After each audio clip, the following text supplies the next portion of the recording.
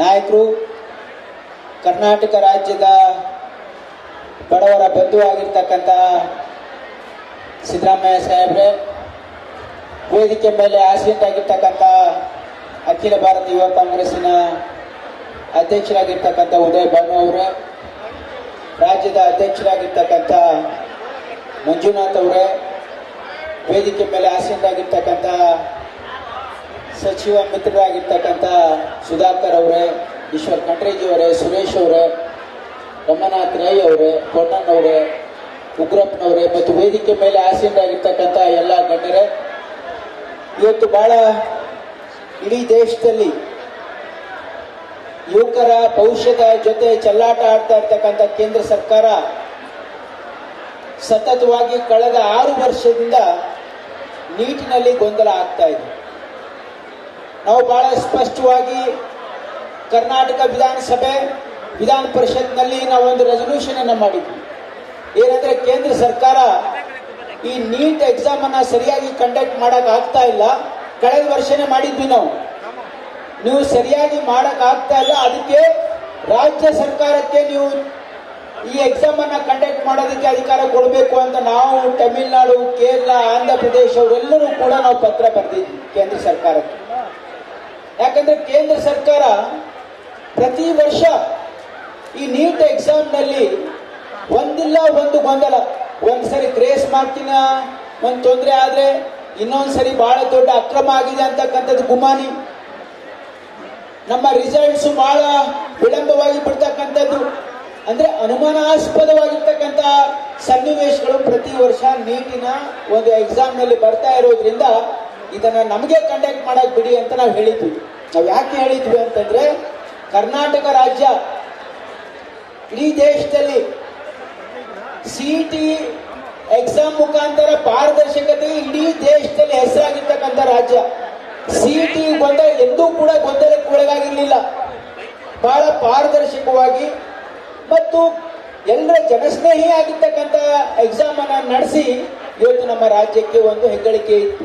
ಆದ್ರೆ ಕೇಂದ್ರ ಸರ್ಕಾರ ಇದು ನೀಟನ್ನ ತಂದು ಈ ವರ್ಷ ಪೇಪರ್ ಲೀಕ್ ಆಗ್ತಕ್ಕಂಥದ್ದು, ಈ ಒಂದು ಕಾಲದಲ್ಲಿ ಪೇಪರ್ ಲೀಕ್ ಆಗ್ತಾ ಇರ್ತಕ್ಕಂಥದ್ದು ಯಾವ ಕಾಲದಲ್ಲಿ ಇದ್ದಾರೆ ಈ ಕೇಂದ್ರ ಸರ್ಕಾರದವರು?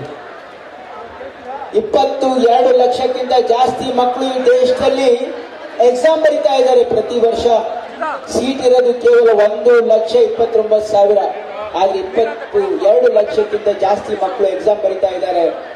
ಇಂತಹ ದೊಡ್ಡ ಒಂದು ಎಕ್ಸಾಮ್ ನಲ್ಲಿ ಪೇಪರ್ ಲೀಕ್ ಆಗಿದೆ ಅಂದ್ರೆ ಇದಕ್ಕೆ ದೊಡ್ಡ ನಾಚಿಕೆಗೇಡಿನ ಕೆಲಸ ಇಲ್ಲ. ಕೇಂದ್ರ ಸರ್ಕಾರ ಇಲ್ಲಿವರೆಗೆ ಇವತ್ತು ಪ್ರಧಾನಮಂತ್ರಿಗಳು ಪ್ರತಿ ಬಾರಿಯೂ ಕೂಡ ಪರೀಕ್ಷಾ ಪೇ ಚರ್ಚಾ ಅಂತ ಹೇಳೋರು ಇವತ್ತು ಎಲ್ಲಿ ಮಾಯ ಆಗಿದ್ದಾರೆ ಗೊತ್ತಿಲ್ಲ.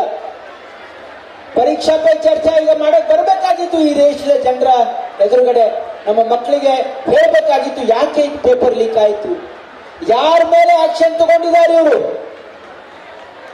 ಯಾರ ಮೇಲೂ ಕೂಡ ಆಕ್ಷನ್ ತಗೊಂಡಿಲ್ಲ. ಇದೇ ವರ್ಷ ಅಲ್ಲ, ಕಳೆದ 5 ವರ್ಷದಲ್ಲಿ ಆಗ್ತಾ ಇರ್ತಕ್ಕಂಥ ಗೊಂದಲದಲ್ಲಿ ಯಾರ ಮೇಲೂ ಕೂಡ ಆಕ್ಷನ್ ಆಗಿಲ್ಲ. ಯಾಕೆ ಆಗಿಲ್ಲ ಅಂತಂದ್ರೆ, ಕೇಂದ್ರ ಸರ್ಕಾರದಲ್ಲಿ ಇರ್ತಕ್ಕಂಥ ದೊಡ್ಡ ದೊಡ್ಡ ವ್ಯಕ್ತಿಗಳು ಇದರಲ್ಲಿ ಶಾಮೀಲಾಗಿದ್ದಾರೆ ಅಂತಕ್ಕಂಥ ಗುಮಾನಿ ಇಡೀ ದೇಶದಲ್ಲಿದೆ. ಈ ವ್ಯವಸ್ಥೆಯಲ್ಲಿ ಕೇಂದ್ರ ಸರ್ಕಾರದಲ್ಲಿ ಇರ್ತಕ್ಕಂಥ ಕೆಲವು ವ್ಯಕ್ತಿಗಳ ಕೈವಾಡಿದೆ ಅಂತಕ್ಕಂಥ ಗುಮಾನಿ ಇಡೀ ದೇಶದಲ್ಲಿದೆ. ಇವರು ನಮ್ಮ ದೇಶದ ಯುವಕರ ಭವಿಷ್ಯದ ಜೊತೆ ಚೆಲ್ಲಾಟ ಆಡ್ತಾ ಇದ್ದಾರೆ. ಈ ದೇಶದಲ್ಲಿ MBBS ಸೀಟ್ ಅನ್ನ ಮಾರಾಟಕ್ಕೆ ಇಡ್ತಕ್ಕಂಥ ಪ್ರಯತ್ನ ಮಾಡ್ತಾ ಇದೆ ಕೇಂದ್ರ ಸರ್ಕಾರ.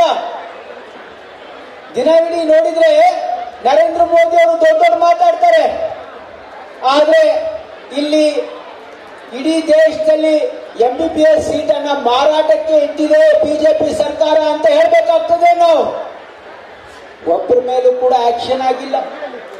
5 ವರ್ಷದಲ್ಲಿ ಏನು ಕೋರ್ಸ್ ಕರೆಕ್ಷನ್ ಆಗಿಲ್ಲ. ಯಾವುದೇ ಇದ್ರ ಬಗ್ಗೆ ಕೇಂದ್ರ ಸರ್ಕಾರದ ಸಚಿವರಾಗ್ಲಿ ಪ್ರಧಾನಮಂತ್ರಿಗಳಾಗ್ಲಿ ಇದ್ರ ಬಗ್ಗೆ ಕ್ಲಾರಿಫಿಕೇಶನ್ ಕೊಟ್ಟಿಲ್ಲ. ಈ ರೀತಿ ಸರ್ಕಾರ ನಡೆಸಿದ್ರೆ ಇವತ್ತು ಈ ದೇಶದ ಯುವಕರು ಯಾವ ರೀತಿ ಸಹಿಸಿಕೊಳ್ಳಿಕ್ಕೆ ಸಾಧ್ಯ ಇದೆ? ನಾವು ಕೇಂದ್ರ ಸರ್ಕಾರಕ್ಕೆ ಮಾತಾಡಿ ಹೇಳಿದ್ವಿ, ಪತ್ರ ಬರೆದ್ವಿ, ನೀವಾದ್ರೂ ಸರಿಯಾಗಿ ಮಾಡಿ, ಇಲ್ಲ ಅಂದ್ರೆ ನಮಗಾದ್ರೂ ಮಾಡಕ್ ಬಿಡಿ, ಅದನ್ನು ಮಾಡಕ್ ರೆಡಿ ಇಲ್ಲ ಅವರು. ಅವರು ಸರಿಯಾಗಿ ಮಾಡಕ್ ಸಿದ್ರಿಲ್ಲ, ನಮಗೂ ಮಾಡಕ್ ಬಿಡ್ತಾ ಇಲ್ಲ. ಈ ದೇಶದ ಯುವಕರ ಭವಿಷ್ಯವನ್ನ ಇವತ್ತು ಇವರು ಹಾಳು ಮಾಡಕ್ಕೆ ಇವತ್ತು ಕೇಂದ್ರ ಸರ್ಕಾರ ಹೊರಟಿದೆ.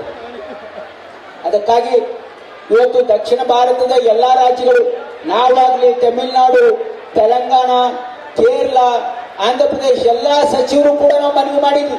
ಈ ಹೊಸದಾಗಿ ಆಗಿರ್ತಕ್ಕಂಥ ಸರ್ಕಾರದ ಜೊತೆನೂ ಕೂಡ ನಾವು ಚರ್ಚೆ ಮಾಡಬೇಕು ಅಂತ ನಿರ್ಧಾರ ಮಾಡಿದೀವಿ. ಅಂದ್ರೆ ದಕ್ಷಿಣ ಭಾರತದ ಎಲ್ಲಾ ವೈದ್ಯಕೀಯ ಶಿಕ್ಷಣ ಸಚಿವರು, ಆರೋಗ್ಯ ಸಚಿವರು ಇದ್ರ ಬಗ್ಗೆ ಚರ್ಚೆ ಮಾಡಿ ಕೇಂದ್ರ ಸರ್ಕಾರದ ಮೇಲೆ ಒತ್ತಡ ತಂದು ಇದಕ್ಕೆ ಒಂದು ಶಾಶ್ವತವಾಗಿರ್ತಕ್ಕಂಥ ಪರಿಹಾರ ಮಾಡಬೇಕು. ಇದಕ್ಕೆ ನಮ್ಮ ರಾಜ್ಯಗಳಿಗೆ ಇವತ್ತು ಎಕ್ಸಾಮ್ ಮಾಡ್ತಕ್ಕಂಥ ಅಧಿಕಾರ ಕೊಡಬೇಕು. ಇವತ್ತು ಪಾರದರ್ಶಕತೆ ತರಬೇಕು. ಇದಿಲ್ಲ ಅಂತಂದ್ರೆ ನಮ್ಮ ದೇಶದ ಯುವಕರ ಭವಿಷ್ಯ ಇಲ್ಲ. ಕೇಂದ್ರ ಸರ್ಕಾರ, ಮೋದಿ ಸರ್ಕಾರ ಈ ದೇಶದಲ್ಲಿ MBBS ಸೀಟನ್ನ ಮಾರಾಟಕ್ಕಿಟ್ಟಿದೆ. ಇದ್ರ ಬಗ್ಗೆ ಈ ದೇಶದಲ್ಲಿ ಯುವಕರು ಇದನ್ನ ಸಹಿಸಿಕೊಳ್ಳಕ್ ಆಗೋದಿಲ್ಲ ಅಂತಕ್ಕಂಥದ್ದು ಇವತ್ತು ಕೇಂದ್ರ ಸರ್ಕಾರಕ್ಕೆ ಅರ್ಥ ಇವತ್ತು ಮಾಡಿಸಬೇಕಾಗಿ ಇವತ್ತು ಯುವ ಕಾಂಗ್ರೆಸ್ ಇವತ್ತು ಬಹಳ ದೊಡ್ಡ ಪ್ರಮಾಣದಲ್ಲಿ ಇಲ್ಲಿ ದೇಶಾದ್ಯಂತ ನಾವು ಪ್ರತಿಭಟನೆ ಮಾಡ್ತಾ ಇದ್ದೀರಿ. ನಾವು ನಿಮ್ ಜೊತೆಗಿದ್ದೀವಿ. ಯಾಕಂದ್ರೆ ಕೇವಲ ಭಾಷಣಗಳಿಂದ ಸುಧಾರಣೆ ಆಗ್ಲಿಕ್ಕೆ ಸಾಧ್ಯ ಇಲ್ಲ ದೇಶ.